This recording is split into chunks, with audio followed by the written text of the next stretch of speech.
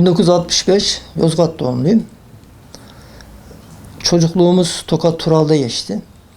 Çocukluk döneminde ahşapla tanışmamız, küçük çakı bıçaklarıyla kendi oyuncaklarımızı yapıyorduk zaten. Daha sonraki zamanlarda kıl testereyle tanıştık. Memuriyet dönemlerinde de ilk ahşap oymayı bir vesileyle Tokat Taşan'da bulunan bir ustamızla tanışmış olduk. Ondan bir tavan göbeği örneği alarak ilk ahşap oyma başlangıcını yapmış olduk. Sonraki dönemlerde bunu biraz daha geliştirerek işte kendi oyma stilimizi de oluşturmaya gayret gösterdik. Çünkü ustamız da yoktu. Ustamız olmadığı için mecburen kendi tarzımızı oluşturmak zorundaydık. Bıçaklarımız yoktu. Bıçaklarımızı kendimiz yapmaya gayret gösterdik.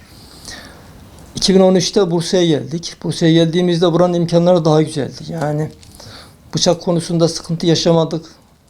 Ahşap konusunda sıkıntı yaşamadık. Geniş manada baktığınız zaman ahşap oymacılığını Bursa'da daha geliştirerek götürmeye çalıştık. Yaptığımız ürünlerin birçoğunu ortamımızda hem sergilemeye gayret gösterdik. Fuarlara ve benzeri yerlere katılım sağlamaya çalıştık. Çalıştığımız resmi kurumda da saatlerinde veya mesai haricinde çalışabileceğimiz bir ortam oluşmasını sağladık. Orada hem personel arkadaşlarımıza, mesai arkadaşlarımıza ahşap oymacılığını göstermeye çalışıyoruz. Orada biz de geliştirmeye çalışıyoruz oymacılığımızı. Yani bu 38-40 seneyi buldu ahşap oymacılığımız. 3-5 sene öncesinden de şeye başlamaya karar verdim. Şu elimizdeki gördüğünüz gibi tesbih. Tesbih habbelerini öncelikle şu şekilde kesiyoruz. Dişi bu hale getiriyoruz. En sonunda şu ve bu hale bunlarla getirmeye çalışıyoruz. Yani bunları yaparken herhangi bir makine kullanmıyoruz. Sadece bunun deliminde matkapla delmeye çalışıyoruz. Onun haricindeki yaptığımız bütün çalışmalar şu şekilde. Yani şu zımparayla şu hareketleri yapa el, kafa, beyin hepsi bir araya gelerek şu habbeyi oluşturmaya çalışıyor. Bu habbenin oluşumu tahminen 45-50 bazen bir saatimiz alabiliyor. Bunu oluşturduktan sonra bu bitmiyor. Üzerine yapacağımız deseni çizmeye çalışıyoruz. Özellikle şurada gördüğünüz gibi burada Fatiha suresini yazmaya çalıştık. Celi sülüs hattıyla yazmaya çalışıyoruz.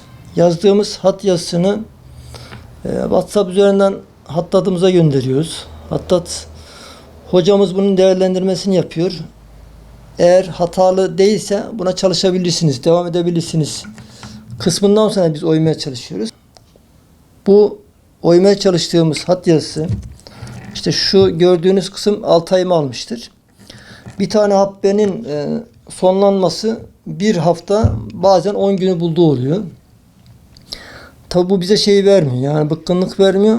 Çünkü bunun sonucunu çok merak ettiğim için sabırla bunun sonucunu gözlemlemeye çalışıyoruz, yapmaya çalışıyoruz. Bittiği zaman onun keyfi bize yetiyor zaten. Buradaki birinci amacımız şey değildir. Yani bunu satıp bundan bir şeyler kazanmak değildir. Tek amacımız vardır burada. Bu ürünü ortaya çıkartabilmek. Kendi yaptığınız ürün çekmek, tesbihatını yapmak, zikretmek, onun doyumu başkadır. Bu 13 habbede Fatiha bitti. Devamında İhlas suresi ve Nas suresi, yani 33 habbede 3 duamızı yerleştirmeye çalışacağız. 3 dua bittikten sonra işte imame kısmında da yine besmele ile başlamış olacağız.